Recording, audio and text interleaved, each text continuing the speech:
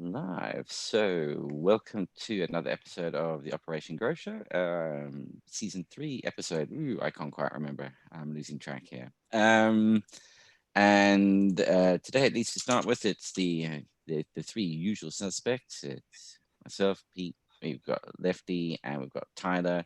First, is thanks to the sponsors, Irie Genetics for the Orange Gasm and for the Golden Goat. New Millennium Nutrients, 5/8 distribution at Autopart and P&L Grow Systems. So yeah, I hope everybody out there is having a good time, and we're gonna dive right in and to see how everybody's doing. Hey guys, how are you all? Left it. Good. Good to see you. Excellent. Hey, I see what is my audio loud enough for you guys? I hear you fine. Good. Excellent. I tell you what, doing all that one, the ones for the podcast. Yeah, by the way, yeah, you can get this as a podcast now. I discovered that my audio and some of them is like on here it was fine on the app we were using, but the thing that was recording it completely off. It was like, and unfortunately, no way of being able to fix or repair that. So how are you guys doing? Otherwise, how's the grows going? Grow's going okay. Wish it would cool down outside though. Jesus. Yeah, it's rather warm. Rather warm indeed. Yeah, things are going good for me too. Took a cut this morning. Hope it's a good one. But nice. Yeah, I took one cut this morning just in case we decided to do what we've kicked around possibly for next season. I got one in the back burner. So yeah, plants are looking good. I'm not seeing a whole lot of stretch out of them. I don't know if it's the genetics, if it's the new light I'm using. But yeah, we're 2 weeks into flower and I'm not seeing a whole lot of stretch out of my plants. So yeah, I'm interested to hear what everybody else had to say, and it looks like me and Tyler are the only ones here representing them. Hey, the mystery grow is being represented somewhere along the lines as well. Yeah. And just a big shout out to everyone in the that sounds so cornily terrible, but hey, Purple Thumb, first time here, nice to see you. Michigan native, smashed cannabis, Ferris Smoke, Big Worm Organics, Dr. U.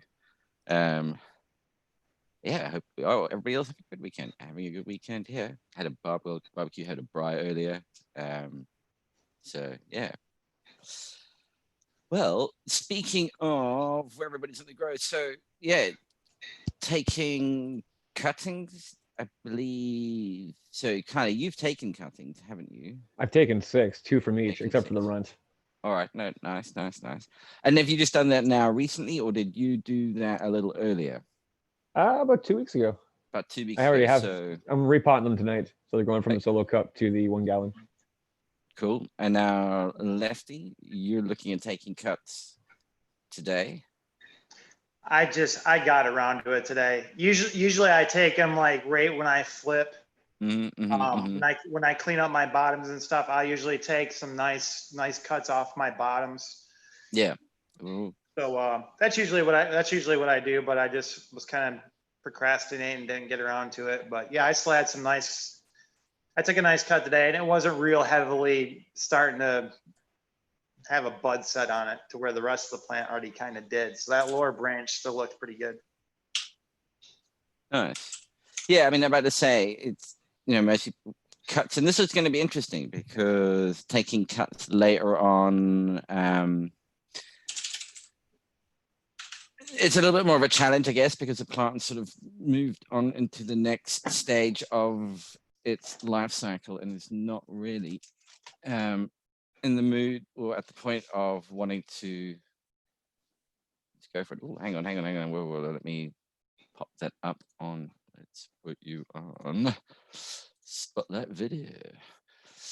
So cool. Now, what are you using? Is that an air cloner? No, you've got one of the. I made it. It's basically an aeroponic. It's an Mhm, mhm. aeroponic system where it's got the misters. The stems don't actually sit in water; it just gets sprayed, Okay. and it Yeah, works. yeah. It works really, really well. I got Mm. really good roots in about 2 weeks, so it works really Okay. well. But yeah, see, I really didn't have a whole lot going on quite there yet on the bottom. Mm, mm, mm. But You I hold it mean, back a little bit. Yeah. that's a Okay. pretty good size cut. Yeah, yeah, that's wow. Yeah. But yeah, that's I'm about my used to see average. them take it like much shorter when they're going into rooting. Yeah, That's interesting actually. I've never seen or used one of them. Well, I have seen them obviously, but I've never used a Aerocliner before.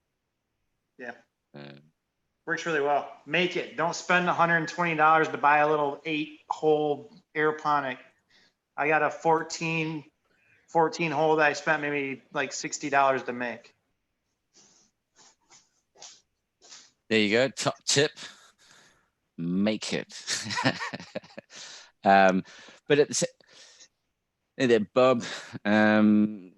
Smash Cannabis finding humidity like crazy. It's always a pain in the ass, man. Airflow. That's going to be your biggest safety net in these conditions is not letting the temperature drop. I mean, if it's humid the whole time, if it's high humidity the whole time, you're going to just have to keep the temperature up at night as well as during the day so that you don't go into you don't hit dew points and constant airflow. So any chance of any condensation, I mean, it evaporates off straight away. You just got to have this constant air movement, and it'll really also help prevent any molds and mildews sort of settling in. But and defoliation is always a trick for trying to reduce the humidity. At least it does it for a little while. Less leaf surface area, less moisture being transpired into the air, so that'll also help. Hollow them out. Purple Sam, the heat's killing you. Well, you and Smash Cannabis need to get together because he's got excess humidity, you've got excess heat. The two together, there we go. Purple Smashed Thumb Cannabis. And Michigan native building a 35 site cloner for $80. That's pretty cool. Yep. There you go. And from what I've seen, the suggestion is not to use don't use those misters, the sonic misters, because it actually warms the whole thing up. A pump that squirts it through, like just sprays it out, is probably a better option. I've seen people do it where they've just taken like that black, I don't know, 5 mil tubing and just put little holes all the way along it, and they just run pressure through it, so it just sprays out constantly, like droplets all going on it the whole time. With as fewer mechanical parts or things moving around. But I do know those little pucks can get quite warm, those sonic misters. Yeah, I just got little nozzles. Mine are just like they're actually the Easy Clone nozzles, and I screwed and tapped PVC pipe, real simple, and then they just screw in. Yeah. But yeah, it's just constant flow, man. Works really good. Oh, nice. Yep. Oh, I think we might have Keith from Black Sail Market might be joining us in a bit. Nice. That'll be nice. Yeah. Now, you've got that clone there. This is something I wanted to almost talk about so on Jeff's show, and anybody who's watching, tuning to the Grow From Your Heart podcast, he was saying that he's got this. Well, there was that blind grower who wrote in saying they had, they're struggling to figure out what can they do, how can they make it easier for them. And one of the problems that they were struggling with was like rooting clones, cuttings, without touching it, which is clearly one of the key sensors that they have to use. You got this thing that you don't really want to be touching and squeezing to see if it's ready. So it's kind of like, okay, what could we do to potentially help them out? So that got me thinking, and with the stuff that I've been doing on the machine learning with the vision analytics, where it can do classification, I thought it might be handy to have a way of it. He can they can take a picture, but I mean, oddly enough, using a phone for a blind person, using a phone as a tool like that, they're quite commonly using it that way because they know where the front of, they know where the camera side is, and if it can read what it sees, that's what's of interest. So to have it, they can lift the clone up, have the point the camera at it, the phone at it at least, and it can say no roots just showing medium roots, mature roots, like ready to pot on. So we could have pictures of lots of cuttings and rooting, a different stage of rootings being set in different in different media. So like in the Aero cloner, in those root riot plugs, in the Coco Koi little pellet things. I forget what they're called. The Jiffy Pods? Yeah, so anything that you take clones in is to get lots of pictures of them throughout that. So like the ones you're doing at the moment there, Lefty, if you start taking pictures of it like every couple of days as the roots develop, and just take pictures from a couple of angles. I mean, take it out, pick just a few, and do it from all the different ones. The trick is it's not trying to identify, oh, this is a particular type of rooting. It wants to identify that at this sort of stage of root development, it's junior, it's starting, it's good GIFs. There we go. Glenn Gunn, thank you very much.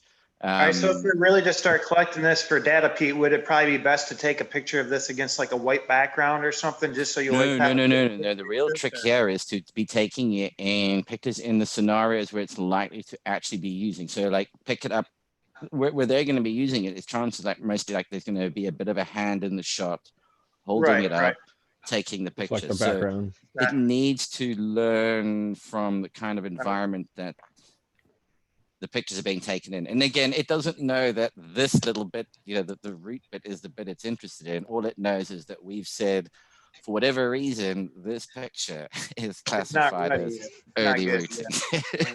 It's a weird concept to wrap your head around because we still see it as like objects. It doesn't. It's just like, okay. For some reason, you people insist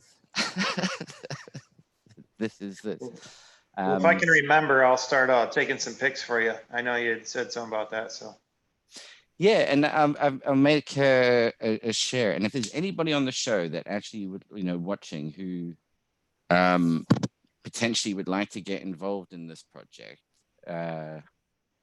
do get, leave a message. We'll get in contact somehow. Follow us on Instagram, follow PL Grow Systems at PL Grow Systems on Instagram and drop us a message. There we go. So the idea really is you collect a lot of input material. I need probably about 1,000, let's say 1,000 pictures of each. So yeah, it's not, it's a lot, but when you split that out, I mean, if it was 100 people taking 10 pictures each, it's not that many. I mean, everybody just taking 10 pictures. So, and we spread it out, suddenly we get a nice range of data. And the other one that he was mentioned on the call, at least on the show, was sexing. Like sexing the plant, yeah. Yeah, and his wife is helping him, so I thought it would be quite a good idea to also start this out. For it to automatically read is a bit tricky, but at least she could, it takes a picture again and it will show whether it's male or female, because that's quite a tricky one to get right at the early stages when you're figuring this out as well. And getting it wrong can be disastrous. He's gonna be saying, like, hang on, did I grow weed or popcorn here? What the fuck is this? Smells like weed, it's got seeds in it. Shit. So again, that's another one. If people are interested in helping out, you're going to have just male and female photos of plants, that is.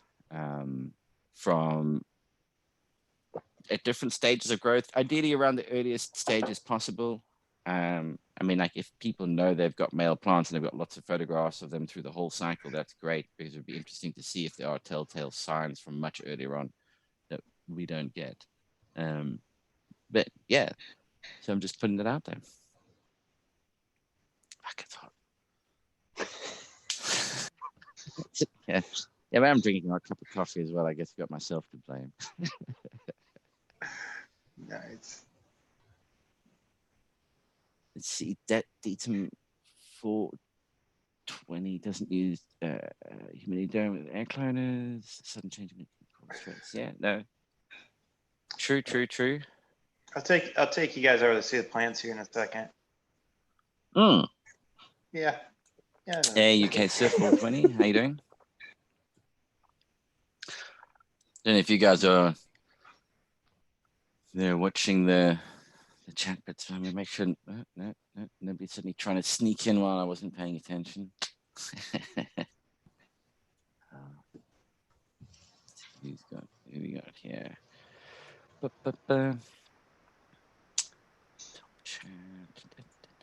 So,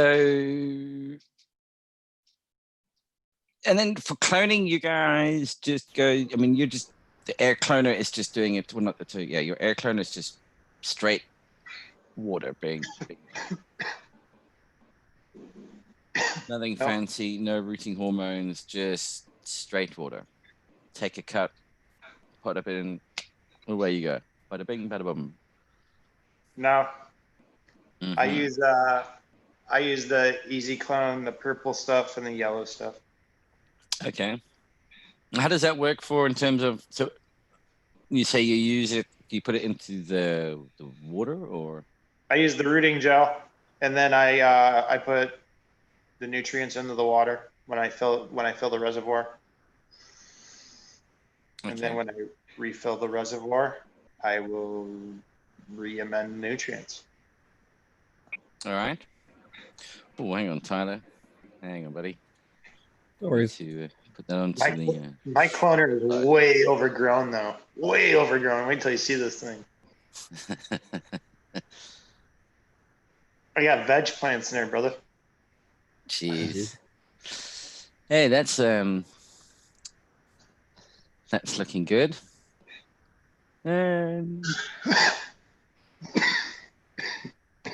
That'll do, donkey. The runt. And how are you finding coming in. the?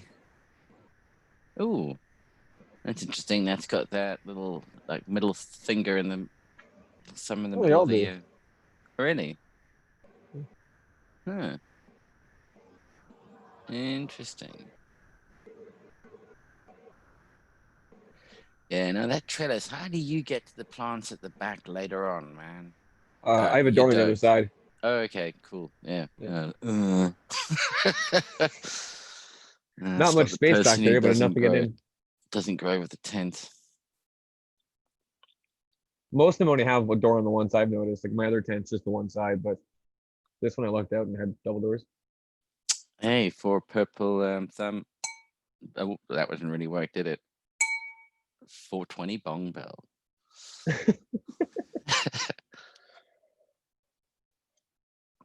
The stock size on these ones, I'm kind of impressed. Wow. Yeah, just the trunk, man. Jesus, yeah, that's not doing bad. So what's everybody in chat smoking on? Oh, I had some pineapple wine chocolates. Tasted amazing. And ooh. Now hang on, go back to those bud sites there.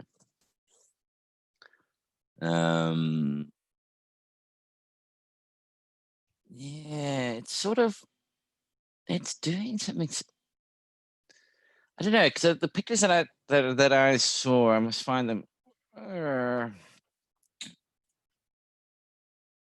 They like the buds are coming out at a weird angle. Angle? Yeah, that's what I couldn't.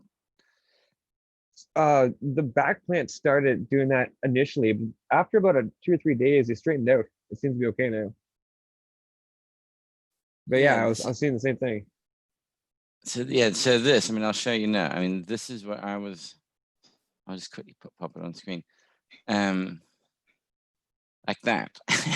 It's this weird, like, what the fuck?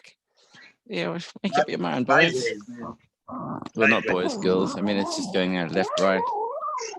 Binary, that the goal? non-binary. Is that the golden goat, Pete? I wanna say yes. good Question. Is that the mystery growers?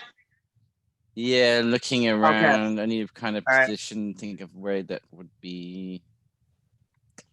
Yeah, that's the thing that you see now. That's what made it interesting. Although yes, that's a golden goat, but it also seems to be doing it with the orange.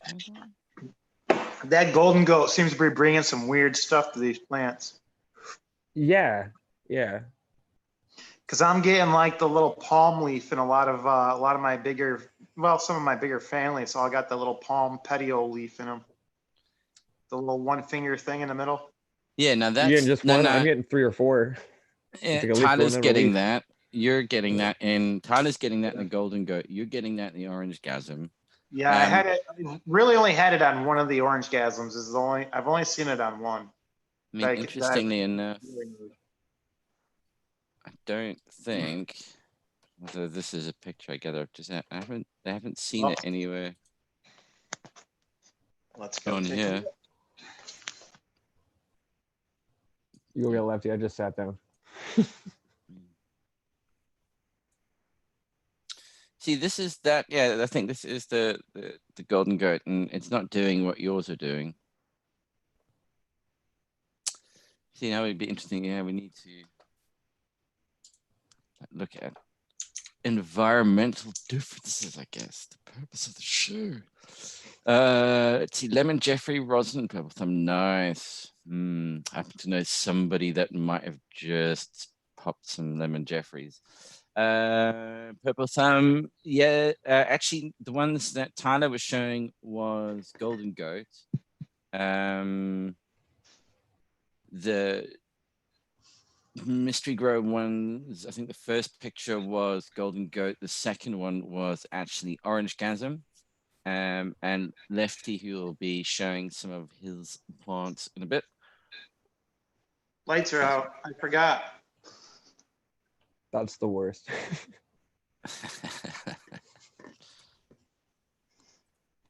Let's see.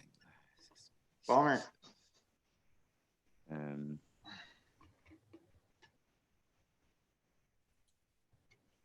So yeah, that's.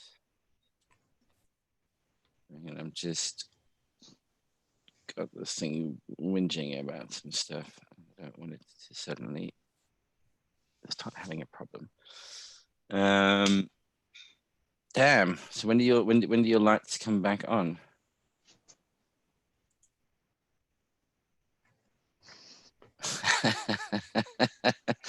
Well, it's gonna be a long show. Yeah. Oh, I'm just Rookie going. move, yes. Yeah. No, I totally forgot. Last week I wasn't home for the show, so I totally forgot about it. Oh, we've got Here, I'll go Keith. grab one. Oh, you've got some orange gasm on the go as well, though, haven't you, Tyler? Yeah, in the other tent. If I go in there, I lose service because it's the cold room. Ah, okay. Yeah. Hey, Keith. Nice to Hey, see you, buddy. Yeah. what's going on, man? Oh, dude, good to see you too. Oh, peace. You surviving, Yeah, man. surviving the heat? Huh? Said you surviving the heat? Sort of, man. I am burnt to shit right now, dude. Can you guys even see like how red my face Yeah, I was is? about to Like, say, dude. You're gonna fuck, have bro. low-flying aircraft coming in. Yeah, seriously. You should see the back of my neck, dude. It's even worse. Yeah. So You yesterday was my 37th birthday. Hey. Happy birthday, man. Thank you. I'm feeling every single one of those years right now, man. I just got out of bed. Fuck. So in the morning, Tanasi and I climbed up a 14,000-foot peak. I was gonna Nice. say this story's gonna Nice. have to start something like Tanasi and I and a bag of Yep. mushrooms. Right. Yeah. No, and we did it. You know, they say like people like climb Mount Everest without oxygen. Well, I climbed Mount Sherman without sunblock. Oh. Wise. I'd rather do Everest without oxygen, to be honest. Yeah. No, I mean, it was fucking amazing. It was so beautiful, but I got burnt to hell. But then, you know, it's just an incredible day. Barbecue for lunch, barbecue for dinner, lots of drinks. Nice. And then in the evening after dinner, let's just say my other friend and I felt a sudden resurgence of energy and decided to visit a local gentleman's club. But when we got there, the whole place was roped off and surrounded by cops, dude. And apparently, like 30 minutes before we went, like some guy had run in there like with a machete and gone nuts and like tried to stab people, and they shot him. Like Ugh. it was pretty fucking crazy. So we went to the club next door. We had a Yeah. really good time. Oh well, hey, fuck this. Fuck, what are you gonna do, man? Yeah. Oh, shit. So yeah. Yeah. You got to figure Um, your chances this got reduced by a whole lot with that happening, you know? Yeah, right. It's like if lightning strikes, you know, you go stand in that spot. Yeah. It's not gonna happen again. Smashed Cannabis's advice is that aloe is going to be your best friend after you. Yeah. Yeah, after my For that face burn. peels off. Mm. Yeah, man. That's the scary thing about being up at altitude is that quite often it's like, oh, it doesn't feel hot because you're up at altitude, but the atmosphere is so much thinner that you just get crisp because there's so much more UV in that sunlight that it's just, yeah, it's Yeah. brutal. Yep. So But Keith, yeah, like- thanks for the invite, guys. It's really good to be here. Yeah, man, Yeah, I no, got a just- question for you about the lights. I mean, you Yeah. obviously have some experience with them and got a lot of feedback probably. So we're 2 weeks in the flower and I'm not seeing a whole lot of stretch out of these orange gasm at all. Is this a genetic thing? Is this something that you're seeing with this Canon?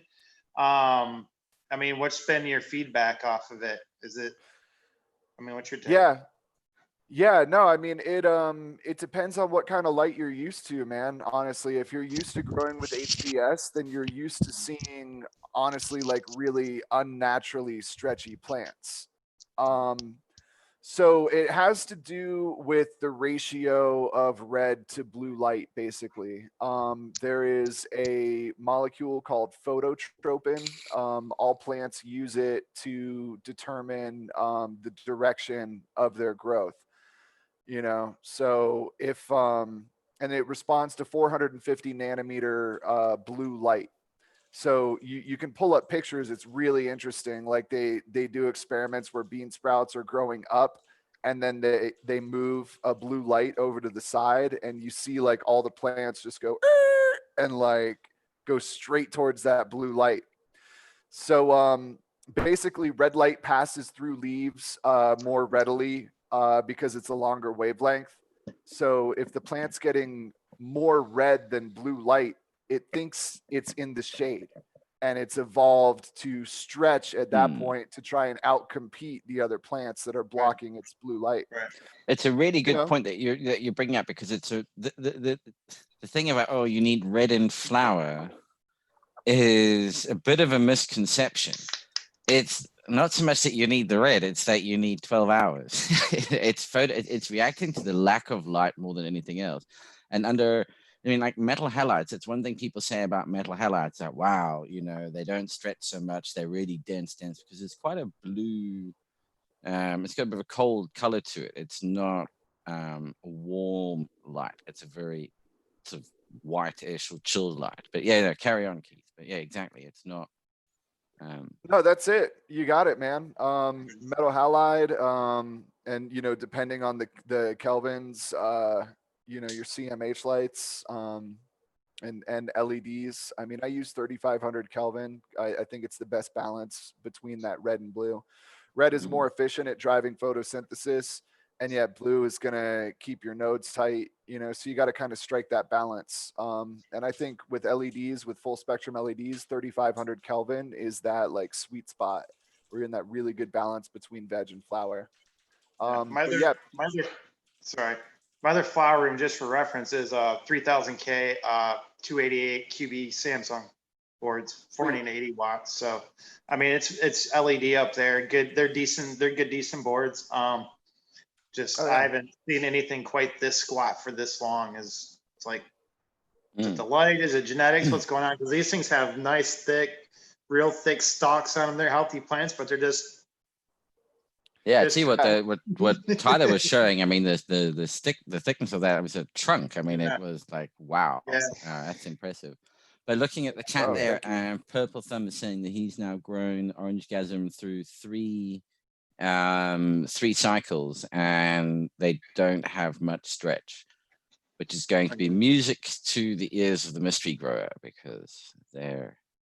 I guess that's the limited. platinum. I think that's the platinum in them that just kind of keeps them squat, but I didn't realize they hit them quite this squat. These are some squatty plants. And is that one of your? That's the orgasm for me. Oh, that's one of the orange chasm. Oh, okay, cool, Yeah. cool, cool. Oh, you went and got it from the space. Oh, hold on a second. Yeah. Let's Yeah. spotlight the some trims, I'm video. sitting here. It's, Yeah, she's looking good, man. Yeah. very nice, very healthy. The new and Eating is that like a pig. in New Millennium or are you? No, this is my stuff. Okay, Innovative Plant Products. It's Canadian all brand. right. I see. Well, that'll make Cheap the and next one effective. interesting, actually, because well, to be fair, what really should happen is it should be a couple of runs with the same nutrients and everything being the same, so that you can truly understand. I mean, this first one is called cutting your teeth. It's like, oh shit, trying to figure out what the balance is for all the different bits and pieces. The next run should be a lot more sort of like dialed in. We need to get a tent guy, another nutrient law, and maybe like the bucket companies, get them to go up against autopots.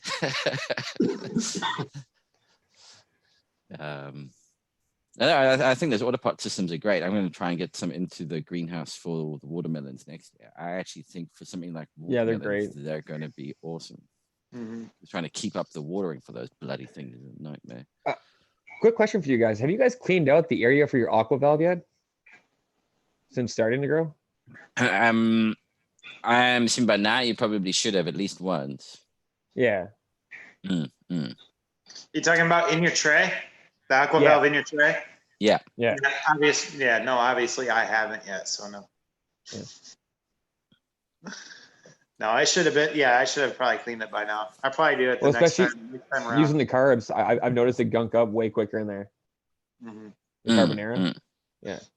But Yeah, you're I'm just also adding that looking- in. You mix it No. into. I'm mixing right now. I'm being lazy. Oh yeah, keep a really close eye on the lines as well, because Oh, I drain it every day. yeah. I did it too. I did it right in the tank as well. Okay. Stir it, man. Just keep stirring it. It works. Yeah, Get you a need whisk to put and a go little back mixing down. pump at the bottom or something to keep that going. Yeah. I don't know. That's here's just, I mean, it's thick, but I think the amount of water you're putting in that thing, I don't know, man. I'm putting like 9 gallons in there with like, I don't know what it is, like 25 mil, Tyler? 20 mils? They say 25 mils? they suggest 2 to 5 mils per gallon, so Yeah. it's not much at all. Yeah. So, yeah. So I in know other I words, didn't you put would it in. find the calculator on the Oracle for working out how much I'm supposed to be putting in really useful. Shameless plug. Shameless plug, yes, of course.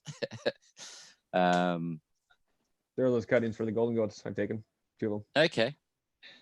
So that one, those are already up and running then. Yeah. Oh yeah, these are going to be going in the pots tonight. Very nice, very nice. Good. So you grew That's some good. orange gasm, didn't you, Keith? Yes, sir. Yeah, I'm growing it right now, man. No, okay, you're Is it the first time you're growing it, or are you on your second run of it? No, it is the first time. So I just, you know, I'm trying to be a good boy. I've got my 6 plants. You know, so I've popped 1 pack of feminized. Got 6 plants. They're all really beautiful. They are short, very short plants. I did a little bit of a different training technique. You know, just topped them at 4 nodes and kind of spread those branches out. And I've been treating each of those individual branches just kind of like how I used to just treat an entire plant, which is just to pick the top couple of leaves off of the tallest branches, and that'll slow them down just enough for the other ones around to catch up. You know, you end up with a nice kind of upside down candelabra shape and like a nice flat wide plant. I'm getting ready to scrog them up, but they're still under 2 feet. I mean, they've been vegging for like 8 weeks and they're just really huge and bushy and spread out. So Nice. yeah, man. So I mean, I'm setting up a veg tent for the first time. I've got a couple of boards I'm experimenting with. And I'm just gonna go ahead and, you know, clone them and pick the best one, and, you know, have a mom and clones and stuff. It's gonna, you know, I'm really excited. So are you seeing much in terms of variety phenotype wise already? Are you across the 6, or are you seeing them being fairly consistent? Like they're all sort of looking pretty much the same. I've got like a nice little Punnett square, you know, like I've got one that is still a beautiful, healthy plant, but definitely like on the smaller side. And then I've got 4 of them that are like all just, you know, obviously sisters, pretty much identical. And then I've got this one big honking beast motherfucker, you know, and it's funny because they'll turn into completely different plants in flower, and the Yeah. plant that you got in the back that you're not expecting much out of will sometimes turn out to be like just this huge frosty standout when you flip them. But I'm really hoping the Beast Girl does something special, because I'm hoping that that's the one I'm going to save. Just incredible vigor. Nice. Yeah. Yeah. But that's always one of these things that, what do you know, vigor in terms of, you see, that's an interesting one, because a hemp grower is looking for, I want vigor, I want massive growth, I want serious height on this plant, like, and the weed grower is like, no, I want vigor that goes horizontal, not vertical. I want girth. I want to fuck the sides up. I don't want to hit the bottom.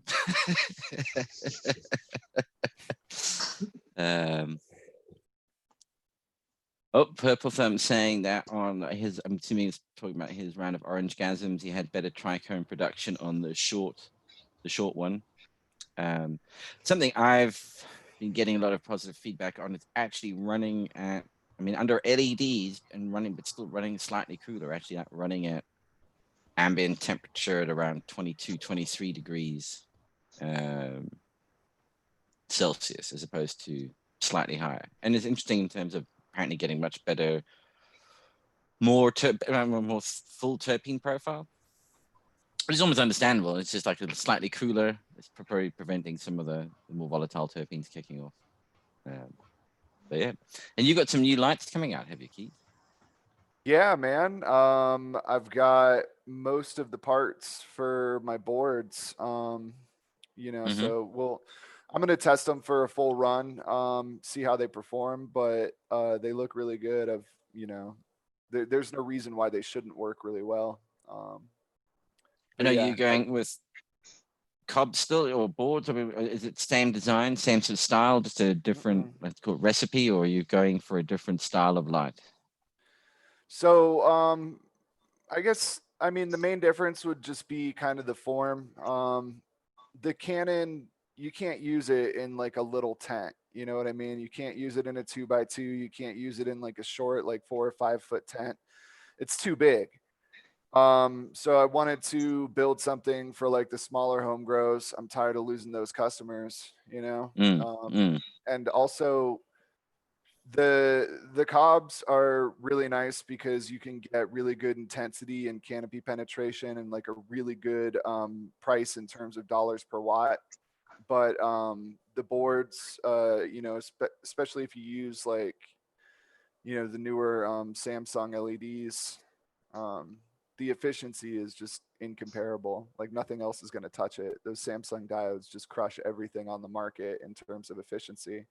I'm actually using 150 of, I'm using 432 of the previous generation of Samsung diodes, the LM561C. And it's nice because now that the new shit is out, the 561C is super cheap.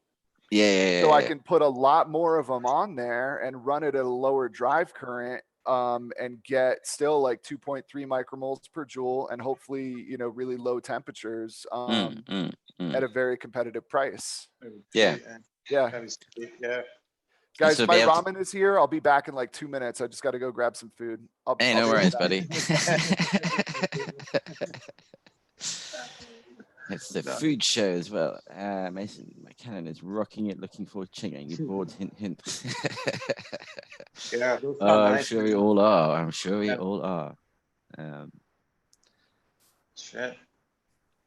So yeah, what are you using again, Tyler? You've got. I think everybody's going under LED except for Doc, who's at a mud bog yet again. He's running our T5s. T5s, yeah. Tyler's under Spider Yeah. Farm. The Golden Goat are under Spider Farm. The Orange Gasm is under Viper Spectra. It's an old model 450 watt. Yeah. I think next week I might throw the Orange Gasm in the flower tent with the Golden Goat. Okay. Sorry, I'm just also reading what's on the thing here by the guys talking about some of the lights they're running. UK SIF 420. To me, that's saying that the Invisible Sun is better, overall growth is better thing. I've been hearing some good things about the Invisible Sun. I know a couple of people in the UK running them, and I've had some good things to say about them. I'll check them out. I haven't heard those. I mean, it's interesting when like Gavita brings out these LEDs, but they're huge. I don't know if you've seen them. I mean, it's like, holy shit. Yeah. I mean, like, where are you going to fit that thing? The price tag, like, come on. Yeah, the price tag as well. It's not nothing cheap. Yeah, that's like paying for the Nike Swish. Yeah, that's all right. I'll skip Gavita. Ooh, excuse me.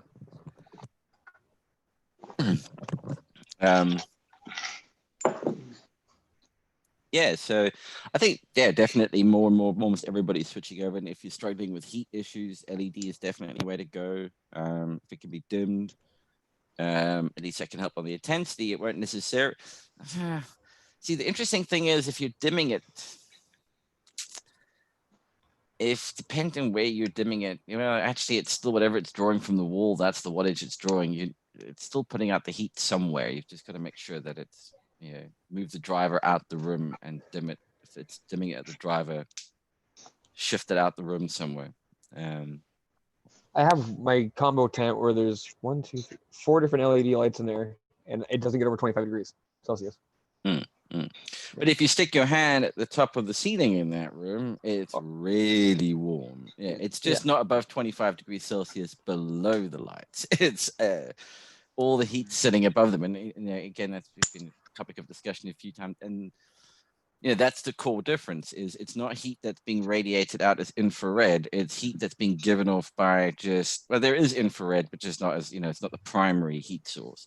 It's everything else. It's light bouncing around inside the little reflector diodes, all the electrical resistance, everything. That 300 watts it's drawing from the wall is turning out as 300 watts in BTUs per hour at the other end. There's just no getting away from it. It's just the direction and how it does it. That's all that differs. So you're almost going to have the two sides of the market then, Keith. You can have your like warehouse deep penetration cannons at full power, where you've got the extra height that you can go with them from, and then the more homegrown market, lower profile, wider spread out, I'm assuming, sort of panels. Yeah. No, the ish is better. Hang on. Did I misread that somehow? I don't know. ISH. I don't know. Maybe I misread something. Yes, I blame Tenacity for it as well. It's responsible for a lot of trouble. But yeah, Colorado, you boys have got it like hot and dry there at the moment. I think I saw Yeah, forecast. It's like I saw one with the forecast, and I had to actually double check it. I said, "No way, the humidity can't be that low." It was like 4% humidity. It was like, Jesus, that's insane, man. No, it's a huge pain in the ass, man. I run a humidifier 24/7, and I'm lucky if the humidity will stay above 50% at night with the air conditioner on. Yeah, you know, you trying to lower the temperature, but that also just, sucks out all that humidity as well, so. But at that low humidity, I mean, at that low humidity, that's where like a swamp cooler would just excel, because there is so much potential for, I mean, I'm sure right now, if you take your shirt off, dunk it in a bucket of water, wait 3 minutes, and then try and put it on, and you're like, no, it's okay. It's cold. It's bastard cold. Yeah. That evaporative cooling is particularly effective. Hey, Johnny. I see Johnny's in the chat. Yeah, that's a particularly effective way. And with the super low humidity, it's a really cool trick without it adding any extra heat into the room. Because you've probably got fans blowing air all over the place anyway, so you just have them blow over the swamp cooler, and which could just be 4 poles with a Hessian sack tied around it tightly and stuck in a bucket to wicks it up the Hessian sack, and then you just blow air over it. It sort of does the two at the same time. Yeah, it's I mean, it's an interesting idea, right? I could probably just put like a fan and a bucket of water in there and see what happens. Be worth a shot anyway. Yeah, I mean, I know I've seen people just on a large, like wide, low, like it was like the spill tray, just a really big spill tray, and just pour water out over that and put a fan blowing just over that. And just the evaporation of that over the course of the, just adds a little bit of extra humidity into the room, because you've got a nice big surface area that you're blowing air over. And most people have got a spill tray or two kicking around. Sounds like a good place for an auto pot setup. Yeah. And like that extra water just kind of hanging around where it's, it's got to add moisture to that area. You know what I mean? Yeah, although that's why it's got the little cover and everything, and I think it does quite well in keeping the actual humidity down. I mean, something like fabric pots, that's another way of bumping up the humidity. That'll do it quite a bit, but then you're going to have to be watering like like there's no tomorrow, because they're going to dry out really quick. Yeah, remarkably quick all of a sudden. Hey, Johnny, good for you to catch it live for once. Yeah, always working. That's good. Yeah, idle devil's hands and all that nonsense. So yeah, actually, just another reminder. I know we talked about it at the top of the show, but just a thing to say with regards to we're trying to do this project to help that grow from Jeff's podcast, The Blind Grower, in trying to use some technology to solve the problem. And one of it is to collect lots of pictures of plants in early sex, so male and female, and we just need loads of pictures categorized just as male and just as female. And then the other one was for cuttings, and at different stages of rooting, just people just to take them out, take lots of pictures of them, and we'll try to gather them. If you're interested and you want to join in on the project, follow Peel Grow Systems on Instagram and hit us up with a message there. And thanks, Tyler. And we will give you a link to where you can upload the photos. And then for the environment side of it, I'm going to use an audio playback. So they can pick a sound or a note for each sensor, and then as the temperature or humidity, the readings rise and fall, it'll be the pitch and tone of the note that changes. So they can actually listen to their environment and get an idea of what's going on and hear where the changes are. And oddly enough, you can put so much more information across that way than visually. They'll know probably what's going on a hell of a lot better than somebody who was looking at the charts visually. It'd be quite interesting. So if you are interested, please get in contact. We do need lots of pictures. We need about, let's say for the sexing of it, we probably want about 2,000 or so pictures of each. So yeah. Johnny bought a bucket company set up instead. You should go on the Autopart, dude. There's no pump to fail. I've got to say that. I know them. They're a sponsor of the show. That's good. Well, yeah, so I want to do it there, but I do want one. Okay. You might have a sale there with Johnny at some point, Keith, for a Canon. Yeah, he said he's been thinking about it. Almost bought one and then stopped himself. And I told him, "Don't fight that feeling, baby. Just let it happen." You know. Go ahead and pull Just say the trigger, man. Pull the trigger. Hey, you just need to put your finger on his head. Just give me the money. Yeah. It's all good. It's all good. It's gonna hurt you a lot more than it's gonna hurt me. Well, I mean, everybody who runs them, Keith, has only got good things to say about them. So yeah. Thanks, man. You know, it's not, dude, it's not hard. Like, Hey, don't say that. The LED industry is it's in a kind of a sad state, and there's just a lot of misinformation out there. But when you really boil it down, they're not complicated, man. You know, so you price out the parts, you figure out how much it's going to cost. You know, the dollars per watt and the micromoles per joule will tell you pretty much everything you need to know about a light. It's telling you, like, micromoles per joule is just a fancy way of saying light per watt. So if you've got the light per watt and the dollars per watt, you know exactly how much you spent on each watt of that light and exactly what it's giving you, you know? So, I mean, yeah, I'm just trying to build a high quality product at a fair price. You know, it's not that tough. Works. But yeah, I really appreciate the positive feedback and all the support and stuff. Everybody's been pretty awesome. So. Yeah. No, it's Thanks, Ben. It's good stuff.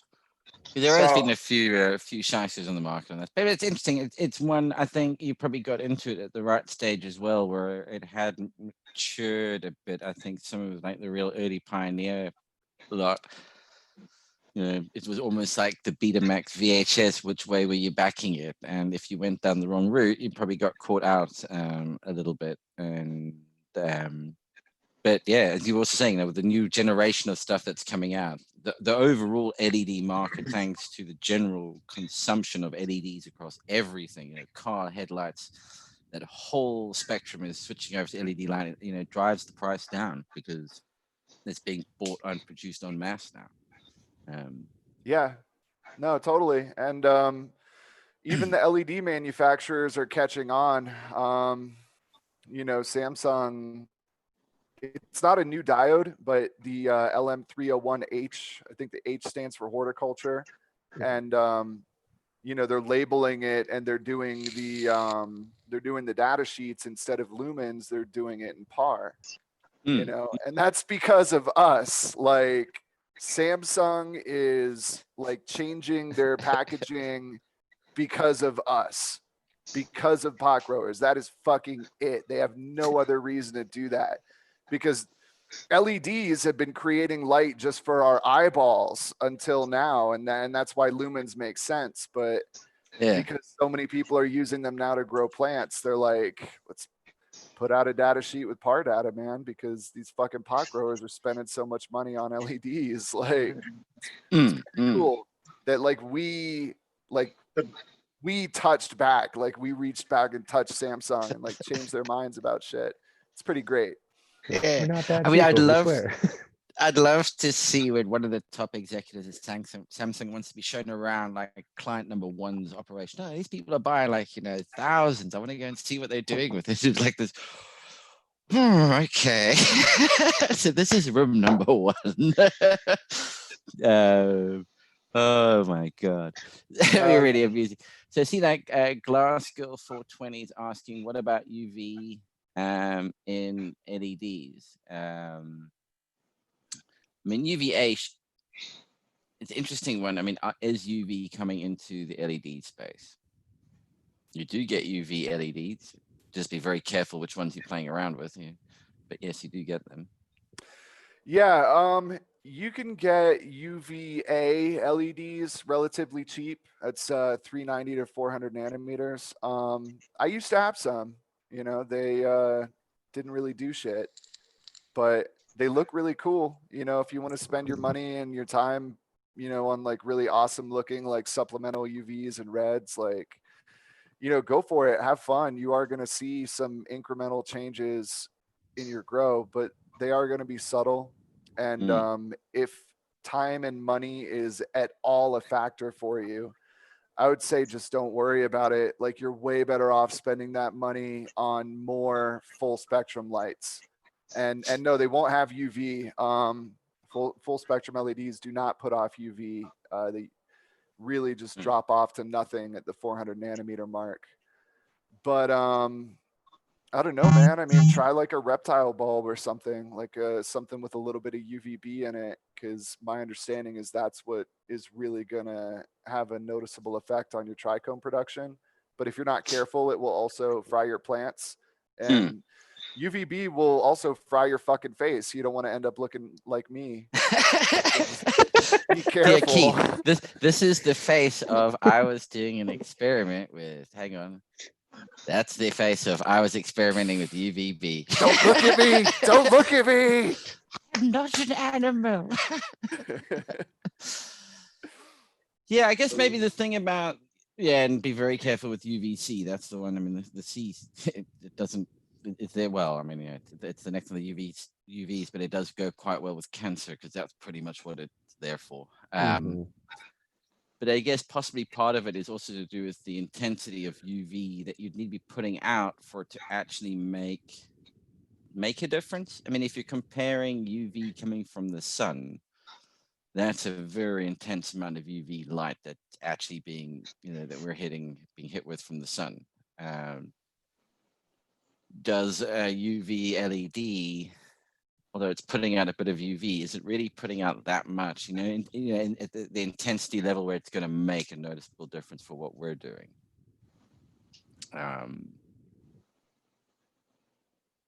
You're saying no there, Keith. You're shaking your head, yeah? No, yeah. Unless I have like a vague memory of maybe seeing a UVB LED. But yeah, mostly they're just UVA, and it's just so it's 10 nanometers. It's just such a tiny little increment outside of that PAR spectrum. Because at 400 nanometers and above, your LEDs are really jamming, But yeah, like I said, man, I'm not big on supplementals. I don't think they make enough difference to justify the expense. And I think that people should be a lot more focused on getting the proper intensity, the proper PPFD, which is actually the difficult thing to do with LEDs, or to do it cheaply or affordably. That's where the real challenge lies. And getting up to that 1000 PPFD is where you're really going to see the results, man. Like, you're not going to be worried about like UV or whatever. Your plants are going to be kicking ass. Yeah.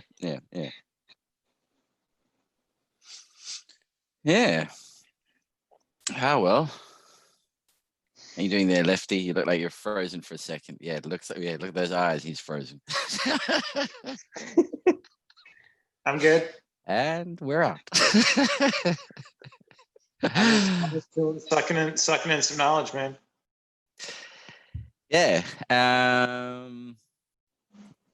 Yeah, and if it's anybody growing tomatoes, I'll do another little shameless plug because I think it's pretty cool. Actually, got to make sure I've actually got one that will work. That'll be terrible if I had some Tomatoes or melons? tomatoes. I'm actually having I was having an argument with my my mother about one or two of them because it was saying that it's got early blight, and she was saying no, it doesn't. I went, all right, well, let's get back to this in a few weeks. Tell me if it was right or if it was wrong.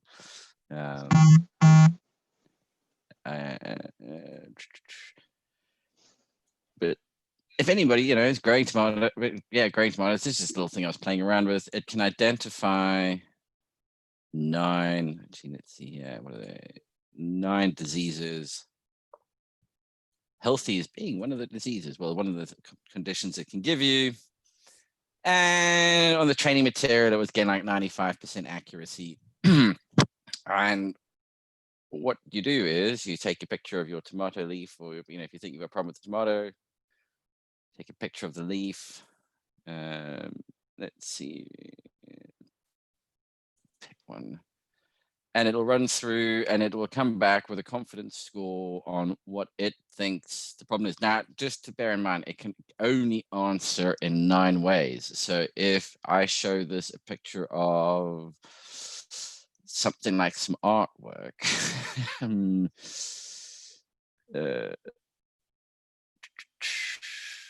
okay, so blossom rot, which is not something that it's been trained on, it's going to come back and say healthy because it just doesn't know what this is. It's got to fit it into one of 9 categories. So you've got to sort of you've got to know that what I'm looking at is sort of in the ballpark. I'm going to train it to be able to do blossom rot as an example, and like some more the other more common ones. But if you're looking at just taking pictures of leaves, and they're particularly to do like blight, and that's a fairly common one for tomatoes, and I guess it's one that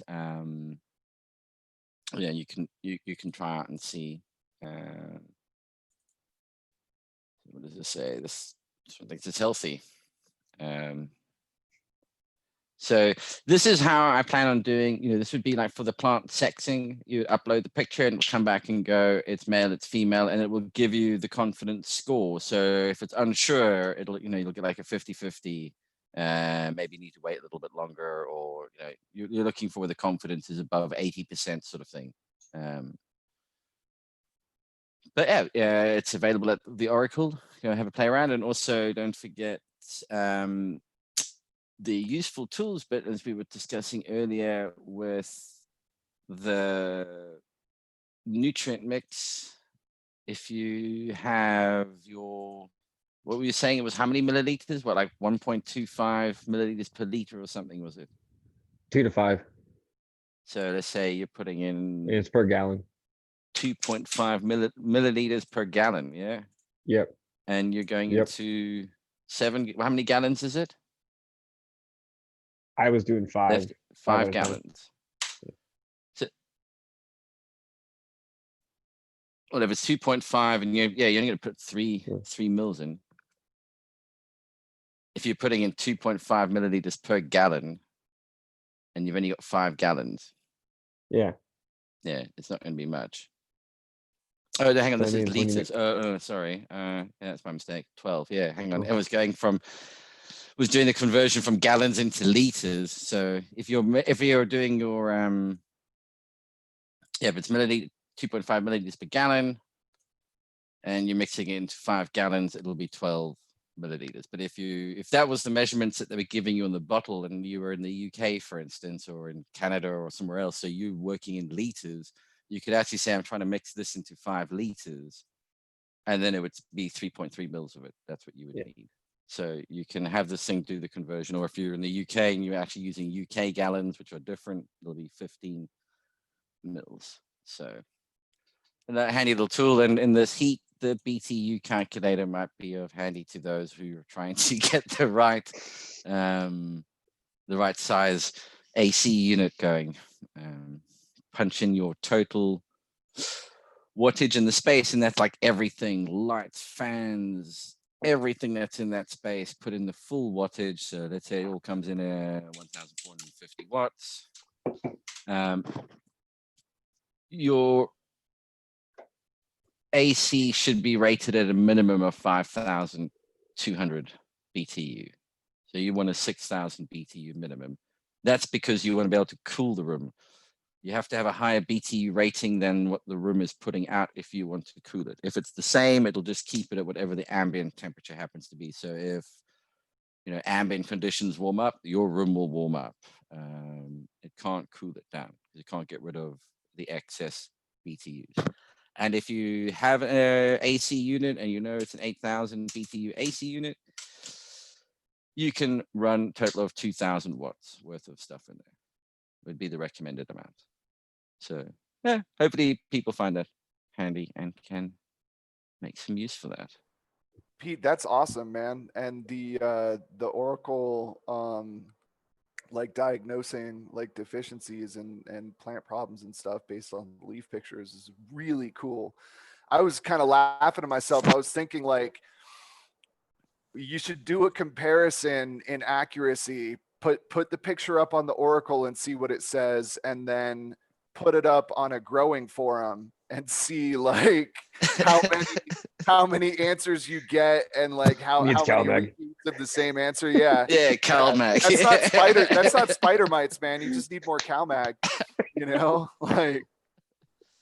And it's like, it was funny because my mom was going, it says it's got 2 spider mites on here. It's like, no, mom, it says there's 0.02% of there being spider mites. No, it's saying this. And how can I tell? They're usually on the bottom. And I'm like, no, it's not looking for fucking spider mites. Oh, God, how am I going to explain this?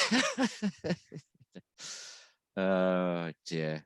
But yeah, so to go from here to doing the diagnosis on like cannabis nutrient deficiencies, the catch is, as they're saying, you need to have known truths. You need lots of pictures where this is nitrogen deficiency, this is magnesium, this is iron, this is this. And then the problem when you go looking for those pictures is 90% of what you find is this nitrogen? And like, that's not what I want.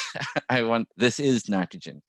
So for this sort of project, it's trying to find competent, experienced grows. And when I say competent and experienced, you need to know that what I'm looking at is a nitrogen deficiency. And a new grower isn't going to have that knowledge yet.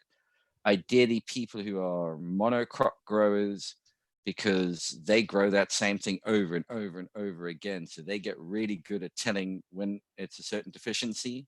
They can spot it pretty quick and get some good photographs of it. But that's the catch, is having that strong knowledge base. I would like to talk to Cannabuzz, because to me that's like, hey, everybody's tagging these images. Yep. And you can collect them all from people tagging them, and have some kind of tie-in with them somehow, where you can upload your picture to Cannabuzz and have it say, oh yeah, this looks like what the potential problem could be. And then you can have other people confirm it, and that becomes the nice thing. So you do this reinforcement learning.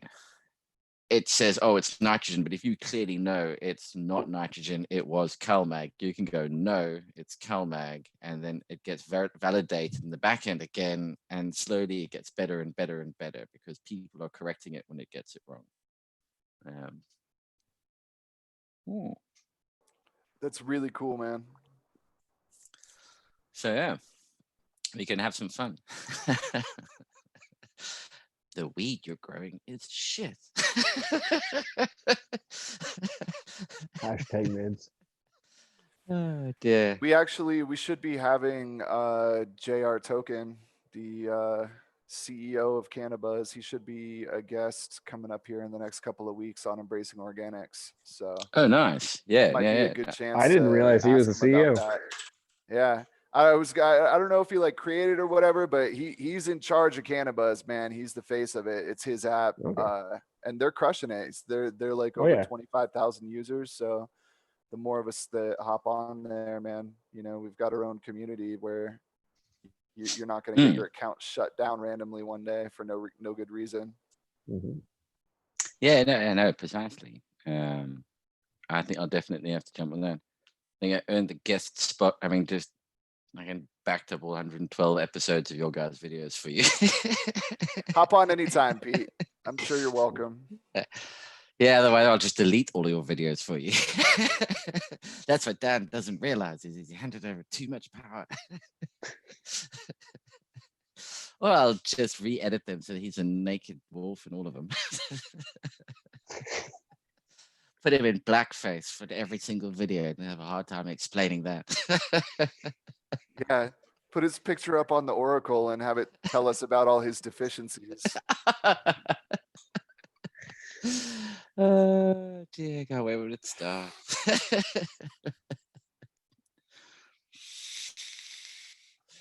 All right, everyone. I think that's been quite a good show. Me on for over an hour. Let everybody get back to the rest of their regular day. I think Keith's got some ramen that's desperately waiting to be eaten, or he's going to try and use it as some kind of sunburn cooling technique.